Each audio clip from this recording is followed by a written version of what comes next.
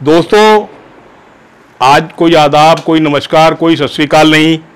आज जिस शख्सियत के साथ मैं खड़ा हूँ उनके बारे में मेरे पास क्या किसी के पास कोई लफ्ज़ नहीं होंगे इनके बारे में कुछ कहने के लिए।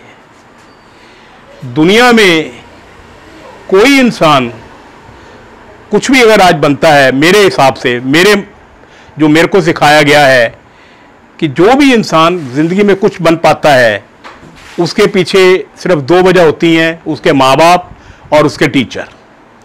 कोई मानता है या नहीं मानता मैं नहीं जानता, लेकिन ये जो साहब बैठे हैं इनका नाम है मास्टर रामधारी जी। ये यहाँ जाट स्कूल रोहतक में पढ़ाया करते थे, मैथमेटिक्स और इंग्लिश पढ़ाया करते थे। ऐसे ही पढ़ाया करते थे सर, ऐसे ही पढ़ाया करते थे। पढ़ाते पढ़ाते सबकी ऐसी तैसी फेर दिया करते थे। इनके स्टूडेंट्स का मैं क्या जिक्र करूं। मैं एक किस्सा सुनाता हूं छोटा सा, आपको पता लग जाएगा ऐसे मास्टर अब कहाँ चले गए। अब मास्टर जी एल्जीमर है, कुछ नहीं बोल पाते, कुछ याद नहीं है। लेकिन हम लोग पटियाला से आए हैं रोहतक, मैं अपने दोस्तों के साथ तरसेम जी और सैमी पाजी के साथ आया हूँ अपनी खिराज अकीदत पेश करने के लिए, उनको पैरों को हाथ लगाने के लिए, उनका आशीर्वाद लेने के लिए कि अगली जो मेरा ज़िंदगी में जो टारगेट है इनके आशीर्वाद से पूरा हो जाए। क्योंकि अब तक जो मेरी ज़िंदगी गुजरी है वो या मेरे माँ बाप की वजह से है या मास्टर जी की बदौलत है। मैं मास्टर जी का एक किस्सा सुनाना चाहता हूँ आप सब दोस्तों को, ताकि पता लगे मास्टर किसे कहते हैं। मैं स्कूल में 7वीं क्लास तक इनसे पढ़ा हूँ, 67 तक। फिर उसके बाद एलोकेशन हो गई मेरे फादर की। He was professor in government college Rohtak, Haryana Punjab हो गया। तब हम government college Mahindra college Patiala आ गए। मेरे फादर वहाँ जाट स्कूल में सैर करने जाया करते थे। चौधरी भूपेंद्र सिंह हुड्डा के फादर, चौधरी रणबीर सिंह और चौधरी लहरी सिंह, ये साथ जाया करते थे। पार्टी पुर्टी का कोई चक्कर नहीं होता था, सब आम इंसान थे, आपस में प्यार मोहब्बत बहुत था। वो जनसंघ में थे, वो कांग्रेस में थे, लेकिन तीनों ये अच्छे दोस्त थे। पुराने लोगों को पता होगा चौधरी लहरी सिंह का। तो वहाँ मास्टर जी पूछा करते थे या पापा पूछते थे कि भी मेरा घर का नाम जो लगे, बब्बू कैसा है, तो वो पूछते थे भी नरेश पढ़ता है नहीं पढ़ता। तो मैं काफ़ी लापरवाह का किस्म का था, मैं बीच में मेरे को फिल्मों का बहुत शौक था। एक बार मैं मास्टर जी से झूठ बोलकर छुट्टी ले गया कि जी मैंने आज तेल लेके आना है, मिट्टी का तेल। उस वक्त मिट्टी का तेल राशन पे मिला करता था, डिपो में मिला करता था। तो मास्टर ने सोचा भी ले आना होगा, क्यों इतना झूठ तो नहीं बोलेगा। तो मैं चला गया घर, मैंने आके कह दिया अभी आधे दिन की छुट्टी होगी जी। तो मैं यहाँ राज टाकी थी, अब वो गिरी पड़ी है, मैंने देखी आज। तो वहाँ एक पिक्चर लगी हुई थी, तीसरा कौन, फिरोज़ खान साहब उसमें थे, ब्लैक एंड वाइट मूवी थी, मेरे को अब भी याद है। तो मेरे ख्याल 8 आने टिकट थी, तो वो टिकट मैंने 8 आने की पिक्चर देखी, घर आ गया। तो घर वाले को तो मैंने बता नहीं था मैं पिक्चर गया था।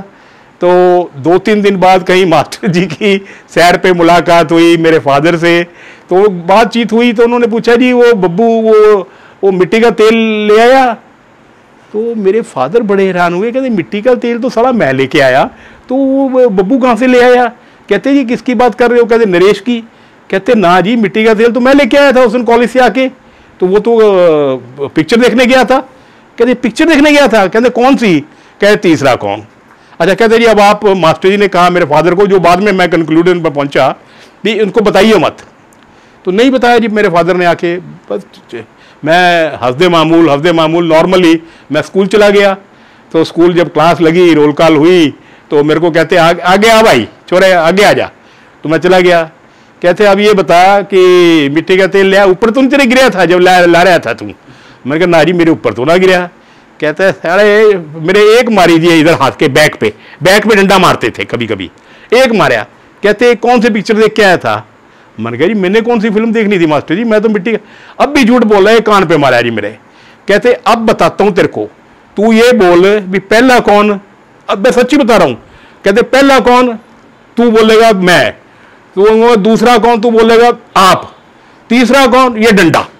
मेरे ऐसे करके 5 डंडे लगे जी, और मेरे को नानी याद आ गई थी। उसके बाद मैंने कसम खा ली कि जिंदगी में मैंने स्कूल में बंक मार के पिक्चर नहीं देखनी। तो ये वो मास्टर जी हैं जिन्होंने मेरे जैसे नालायक को रास्ते डाला, और मैं सारी ज़िंदगी अब मैं 70 साल का हो गया हूँ सर। दोस्तों, मैं आज तक नहीं भूला इस शख्स को, इनकी दी हुई तालीम को, इनकी दी हुई शिक्षा को, इनके दिए हुए संस्कारों को। एक इनके स्टूडेंट का जिक्र और मैं करना चाहूँगा।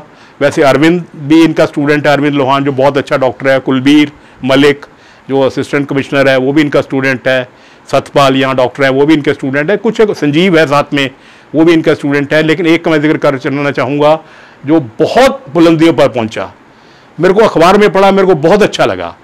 शत्रुजीत कपूर जो डीजीपी हरियाणा है, शत्रुजीत कपूर साहब, मैं आपको भी सलूट करता हूँ इस बात पर। आप यहाँ कोई मीटिंग अटेंड करने आए थे, वो तफसील मेरे को नहीं पता, डिटेल मेरे को नहीं पता, लेकिन आपने मीटिंग में पूछा डीसी से कि यहाँ मास्टर रामधारी जी हैं, मैं उनसे पढ़ा हूँ, मैं उनसे मिलना चाहता हूँ।